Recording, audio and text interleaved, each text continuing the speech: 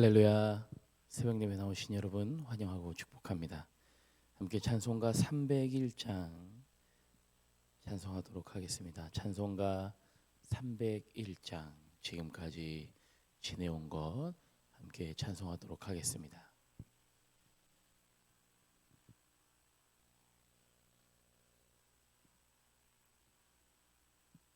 찬송가 301장 함께 찬송합니다. 지금까지 지내온 것 주의 크신 은혜라. 한이 없는 주의 사랑 어찌 이루 말하랴. 자나깨나 주의 손이 항상 살펴주시고 모든 일을 주 안에서 형통하게 하시네. 몸도 마음도 연약하나 새 힘받아 살았네. 물 붓듯이 부으시는 주의 은혜 족하다. 사랑 없는 거리에나 험한 산길에 맬 때 주의 손을 굳게 잡고 찬송하며 가리라. 주님 다시 배올 날이 날로 다가와 무거운 짐 주께 맡겨 벗을 날도 멀잖네. 나를 위해 예비하신 고향 집에 돌아가 아버지의 품 안에서 영원토록 살리라. 아멘. 기도하겠습니다. 사랑의 주님, 오늘도 주님 앞에 나왔습니다. 주님 앞에 간절히 기도하는 마음으로, 주님을 예배하는 마음으로, 주님의 이름을 높여드리는 마음으로 지금 시간 주님 앞에 나와사오니 주님, 이 예배를 받아 주시옵소서. 지금까지 우리와 함께해 주신 그 놀랍도록 우리의 삶 가운데 역사하신 주님의 은혜에 감사와 영광을 올려드립니다. 지금까지 지켜주신 그 은혜뿐만이 아니라 앞으로도 우리의 삶 가운데 영원토록 함께하실 그 주님의 은혜를 간절히 구하오니 지금 시간도 우리에게, 우리 한 사람 한 사람에게 주님의 은혜를 허락하여 주시고 그 넘치도록 부어주시는 그 은혜 가운데 이 예배의 이 시간을 벗어나 예배의 장소를 벗어나서도 우리가 언제나 어디서나 은혜의 삶을 살아갈 수 있도록 주님 인도하여 주시옵소서. 지금 이 시간 부어주실 그 은혜를 기대하며 나가오니 주님, 우리 마음 가운데, 우리의 소망 가운데 주님 은혜를 허락하여 주시옵소서. 예수님의 이름으로 기도드렸습니다. 아멘. 지금 이 시간 우리에게 주시는 하나님 말씀은 여호수아 4장 15절에서 24절입니다. 여호수아서 4장 15절에서 24절 말씀. 구약 성경 324면에 있는 여호수아 4장 15절에서 24절의 말씀을 함께 봉독하도록 하겠습니다. 네, 다 찾으셨으면 함께 읽겠습니다. 시작. 여호와께서 여호수아에게 말씀하여 이르시되 증거궤를 맨 제사장들에게 명령하여 요단에서 올라오게 하라 하신지라. 여호수아가 제사장들에게 명령하여 이르기를 요단에서 올라오라 하매 여호와의 언약궤를 맨 제사장들이 요단 가운데에서 나오며 그 발바닥으로 육지를 밟는 동시에 요단물이 본 곳으로 도로 흘러서 전과 같이 언덕에 넘쳤더라.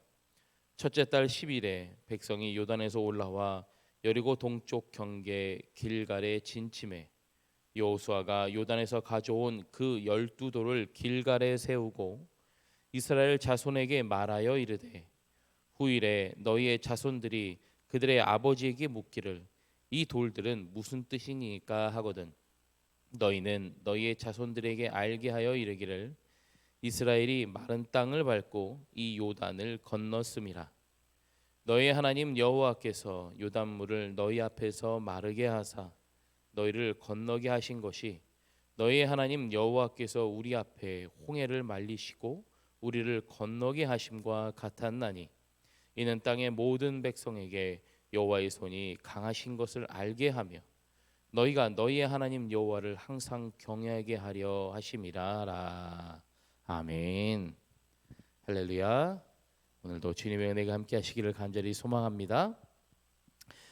우리가 여호수아 말씀을 계속해서 토요일마다 보고 있는데요. 이스라엘 백성들은 그 하나님의 강력한 인도하심 앞에 요단강을 건너게 되었습니다. 그러나 일반적인 전진은 아니었습니다. 원래 전쟁을 하기 위해 간다면 뭐 앞에 그 먼저 앞장서 가고 정탐을 하는 사람들도 보내야 되고, 네, 본대가 가게 되고, 그다음에 후방도 맞는 사람도 이게 전쟁을 위한 그런 전진은 아니었습니다. 왜냐하면 우리가 말씀에서 본 것처럼 가장 앞에 무엇을 앞세웠습니까? 여호와의 법궤를 가장 맨 앞에 앞세웠습니다. 그리고 그 이스라엘 군대들은요 약 한 1km 뒤쯤에서 그 이스라엘 백성들이 따라가고 있었습니다. 요단강을 건널 때도요 어떻게 건넜습니까? 분명히 그 시기에는 물이 넘치는 시기라고 했습니다. 그럼에도 여호와의 법궤를 맨 제사장들이 요단강에 발을 디디자 물이 한 곳으로 끊어지고 한 곳으로 쌓여지는 그 놀라운 광경을 목격하게 되었습니다. 그리고 오늘 본문에서처럼 증거궤를 맨 제사장들이요 이 요단강에서 물이 끊어지게 될 그런 역할을 하나님이 역사하셨지만 그들이 들어서자 물이 끊어졌던 그 물이 제사장들이 이제 다시 무트로 땅으로 올라오게 되자 그 물이 원래대로 그 길로 가게 되는 역사를 보게 됩니다. 18절 말씀 보시면 여호와의 언약궤를 맨 제사장들이 요단 가운데서 나오며 그 발바닥으로 육지를 밟는 동시에 요단물이 본 곳으로 도로 흘러서 전과 같이 언덕에 넘쳤더라라고 했습니다. 요단강이 원래 그 자리로 돌아가게 된 것이죠. 우리가 이 본문을 통해서 먼저 살펴볼 것은 요단강을 건넜다라는 겁니다. 요단강을 건넜다. 요단강을 건넜다는 것이 과연 이스라엘 백성들에게 어떤 의미가 되느냐? 그것은 이스라엘 백성들에게 정말로 하나님께서 가나안을 주심을 믿게 되는 그 첫 걸음이 된다는 것이죠. 이전에는 하나님께서 분명히 가나안을 주시겠다고 약속하셨습니다.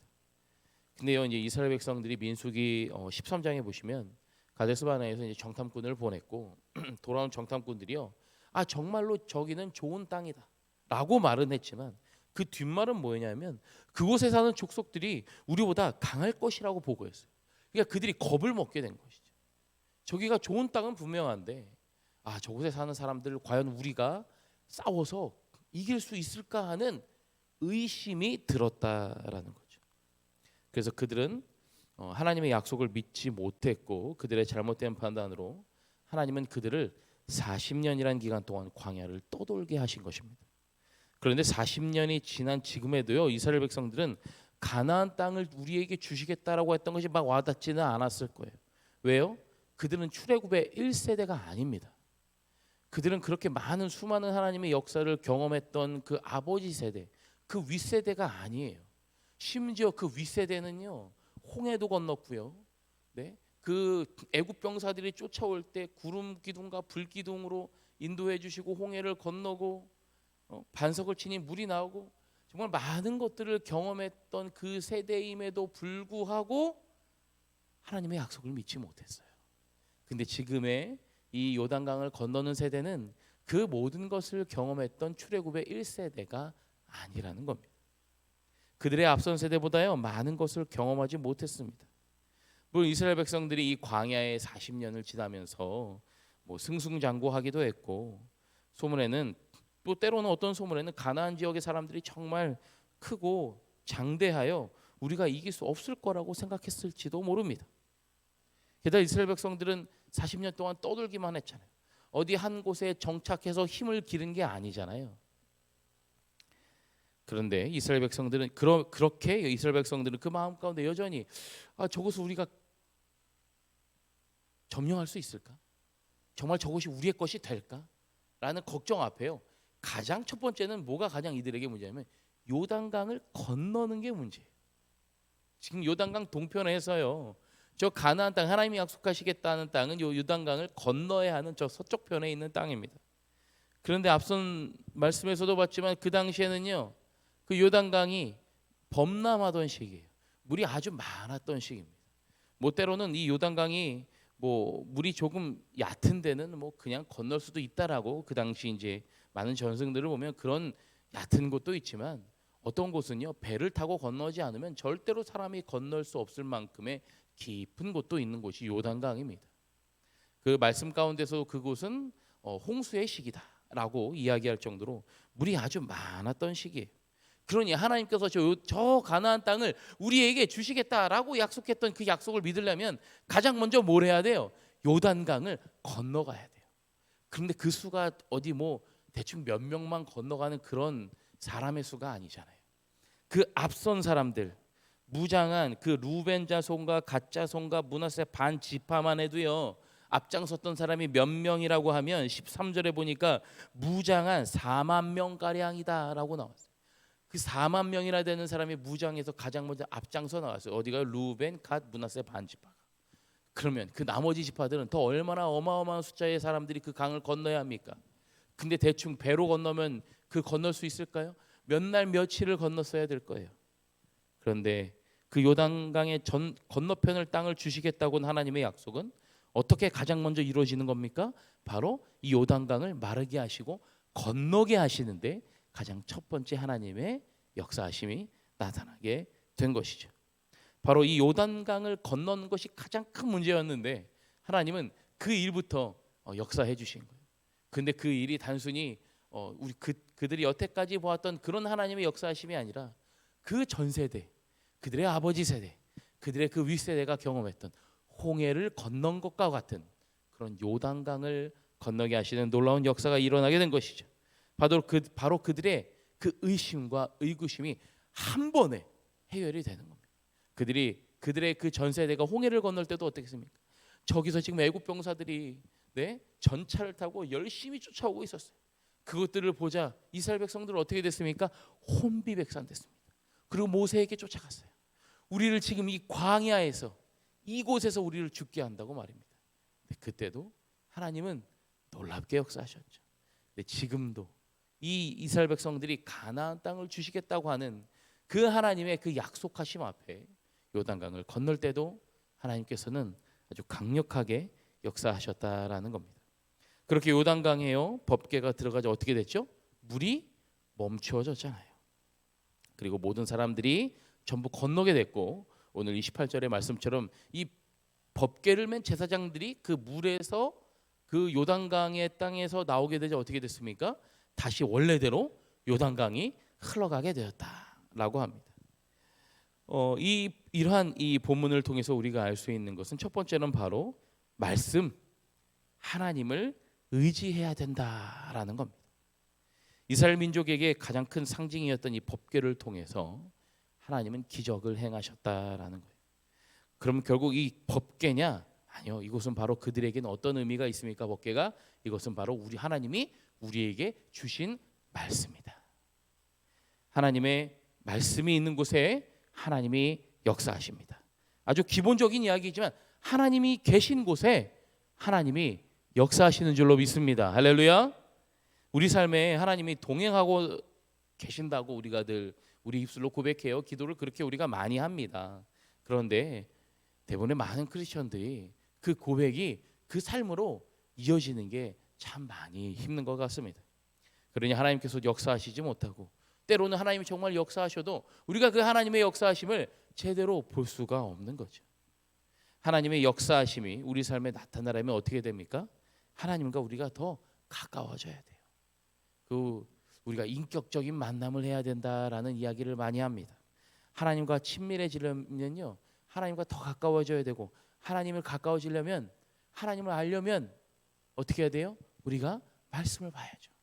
하나님이 지금까지 우리의 이 인간의 역사 가운데 어떻게 역사하시고 하나님이 어떻게 인간과 가까워지시고 하나님이 우리 인간의 삶을 통해 어떤 은혜를 부어주셨는지 우리가 말씀을 봐야 되지 않겠습니까? 그리고 그 말씀대로 살아야 정말로 하나님이 우리의 삶에, 인간의 삶에, 나의 삶에 이렇게 역사하시는구나, 이렇게 은혜를 부어주시는구나 라는 것을 우리가 볼 수 있게 되는 것입니다. 두 번째로 본문을 통해 우리가 알 수 있는 것은 하나님의 강력함을 의지해야 된다. 먼저는요, 법궤를 통해 그 하나님의 말씀이 있는 곳에 하나님이 역사하셨다면, 두 번째로는 그 강력하게 역사하시는 그 하나님을 우리가 의지해야 된다라는 겁니다. 하나님은 무엇이든 가능하신 분입니다. 그래서 요단강 건널 때도 어떻게 됐어요? 법궤가 들어가자 물의 흐름을 바꾸신 거예요. 물의 흐름을 끊으시고 한 곳으로 돌리시고 이 이스라엘 백성들이 그 마른 땅을 다 건너기까지 그 요단강의 흐름을 막아 주셨다라는 겁니다. 23절과 오늘 24절 본문을 보니까요, 너희 하나님 여호와께서 요단물을 너희 앞에 마르게 하사 너희를 건너게 하신 것이 어떤 거예요? 이는 땅의 모든 백성에게 여호와의 손이 강하신 것을 알게 하며, 모든 백성들이 여호와의 이 강하심을 알게 하기 위해 요단강을 마르게 하셨다. 그것은 홍해를 건너게 하신 것과 같다라는 거예요. 물이 마르고 그 마른 땅을 이스라엘 백성들이 건넜다는 것을 다른 민족들이 들었을 때 어떻겠습니까? 두려운 마음이 드는 거죠. 여호수아 1장의 말씀을 통해서 되어 나왔지만 벌써 여리고 사람들은 이스라엘 민족을 두려워하고 있습니다. 언제요? 기생 라합을 만났을 때 기생 라합이 그렇게 고백했잖아요. 당신들의 이야기를 듣고 우리의 간담이 녹았다. 우리의 마음이 녹았다. 그때 뭐라고 그랬죠? 그들이 완전히 용기를 잃었다라고. 여리고 사람들이 벌써 그런 마음을 갖고 있는데 분명히 그 여리고 사람들 그런 마음 갖고 있었겠죠? 야, 저들이 아무리 강력해도 저 요단강을 건너는데 몇 날 며칠은 걸릴 텐데 그동안 우리는 잘 준비하면 되지. 근데 어떻게 건넜어요? 물이 마르고 일시에 건너게 되었습니다. 그러니 그 소식을 들은 많은 가나안 땅의 백성들이 어떻게 됐을까요? 더 큰 두려운 마음이 들겠죠. 왜요? 그때 기생라합도 그렇게 고백했잖아요. 저 이스라엘 백성들, 저 승승장구하는 그 이스라엘 백성들과 함께하는 여호와 하나님에 대한 소식을 그들이 들었다라고 했잖아요. 그런데 그 하나님이 또 어떻게 해요? 요단강을 마르게 하시고 건너게 하신 거예요. 바로 우리는 이러한 하나님의 강력하심, 이 하나님의 역사하심을 우리가 의지하며 나가야 된다라는 겁니다.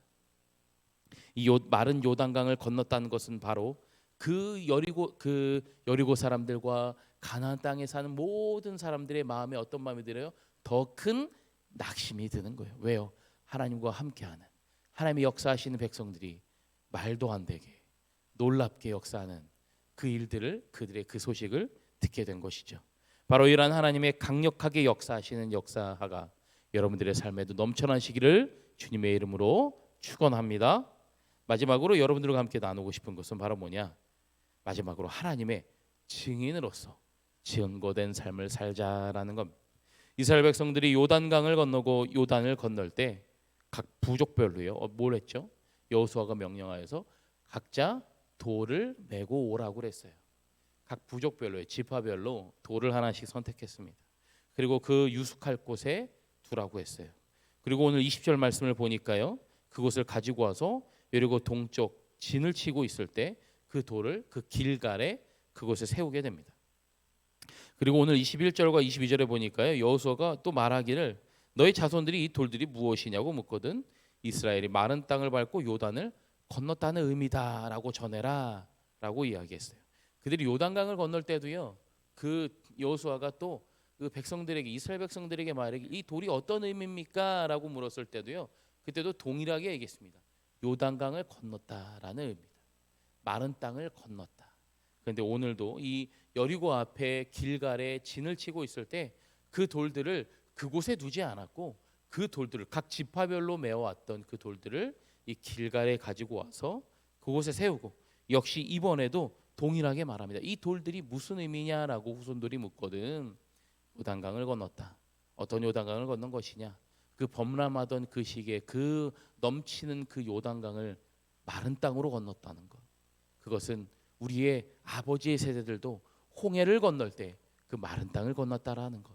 그렇게 동일하게 역사하시는 하나님의 역사하심이 우리의 삶, 우리 아버지의 삶에도 있다면 우리들의 삶에도 있었다라는 것을 우리의 후손들에게 전해줘야 된다라는 겁니다. 바로 우리가 이러한 하나님의 은혜된 삶을 살고 있다라는 것을 또 후손들에게 계속해서 전해주어야 한다라는 겁니다. 하나님의 은혜가 아니면 어찌 이렇게 살까 싶을 정도의 축복된 존재로 살아가고 있다라는 것, 우리도 마찬가지가 아니겠습니까? 지금도 역시 우리의 삶 가운데 역사하시는, 우리의 삶에 부어주시는 그 하나님의 은혜를 우리가 경험하면서 그 하나님의 은혜 가운데 살아가고 있지 않겠습니까? 그런데 그 하나님께서는요, 그 우리가 받은 은혜 그대로 살기를 원하지 않으시더라고요. 우리가 받은 은혜를 또 다른 사람들에게, 때로는 우리의 가족들에게, 우리의 후손들에게 계속해서 그렇게 은혜가 흘러가기를 바라신다라는 겁니다. 미국에요, 그 스트로사라는 한 청년이 살고 있었습니다. 근데 이 청년이요, 사업을 하고 싶은 거예요. 그래서 바턴이라는 그 거장, 그 당시 거상을 찾아갔습니다. 그리고 이렇게 부탁하라는 거죠. 제가 어떤 가게를 하나 차리려고 합니다. 그러니 저에게 그 당시에는 사실 조금 더 컸을 돈인데 2,000불을 빌려줄 수 있겠습니까? 라고 물어봤어요. 2,000불이라고 하면 지금 한 300만 원쯤 되는 돈입니다. 뭐 그 당시에는 근데요, 상당히 큰 돈이었죠. 그런데 그에게요, 뭐가 문제였냐면 담보가 하나도 없는 거예요. 뭔가 돈을 빌리려면 뭔가 하나라도 좀 맡기고 돈을 빌려야 되잖아요. 근데 하나도 가진 것이 없는 청년이다 보니까 그냥 무작정 찾아가긴 했어요. 나에게 이 정도 되는 좀 빌려주십시오. 그랬더니 이 거상이, 이 바턴이라는 이 거상이 보니까요, 담보가 하나도 없잖아요. 처음에는 쫓아냈어요. 근데 쫓아내고 보니 야, 그냥 이 돈을, 내가 이렇게 많은 돈을 갖고 있기는 한데 그냥 은행에 두더니 한번 저 청년에게 한번 투자해 보자라고 생각을 했어요. 근데 주변 사람들이 다 말리는 거예요. 야, 저 청년에게 뭐가 있다고 그렇게 큰 돈을 빌려주냐? 그냥 그 돈 날리는 거야. 빌려주지 마라고 얘기했던 거예요. 그런데 이 사람은 그래도 나는 한번 해보겠다라고 그 청년에게 그 큰 돈을 빌려줬습니다. 근데 어떻게 됐을까요? 그 청년이요, 성공을 했어요. 그 2,000불을 가지고 가서 열심히 일해서 이 청년도 역시 성공을 해서 이 돈을 빌렸던 이 사람에게 큰 돈을, 빌려줬던 돈을 갚기도 하고 또 그 돈의 이자까지 갚아서 쳐서 잘 갚아줬습니다. 그리고 한참이 흘렀습니다. 한 10년쯤 지났습니다. 그 당시에요, 세계 1대 공황이었어요. 경제공황이 왔어요. 그래서 모든 사업들이 다 망하게 된 거예요. 그때 이 돈을 빌려줬던 이 사람의 사업도 완전히 모든 사업이 다 부도가 났습니다. 다 어려움을 겪게 된 거예요. 그런데 그때 한 사람이 찾아옵니다. 누가 찾아왔을까요?